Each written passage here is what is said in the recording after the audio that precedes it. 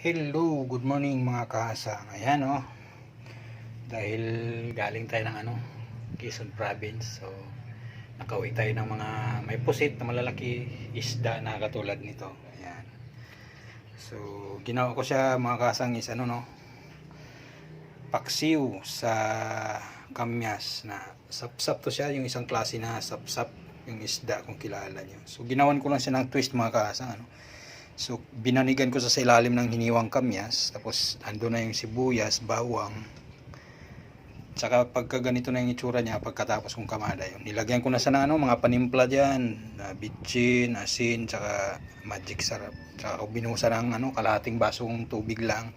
So, isasalang na natin sa kasang gawa nung patutuyuin lang natin hanggang sa maluto siya. So, andyan na lahat ng timpla niya. Pakukulaan lang natin yan hanggang sa patutuy-utuyin natin yung niya, yung tubig. So yun lang muna mga kasang, salang na natin siya. Thank you. Brr, brr.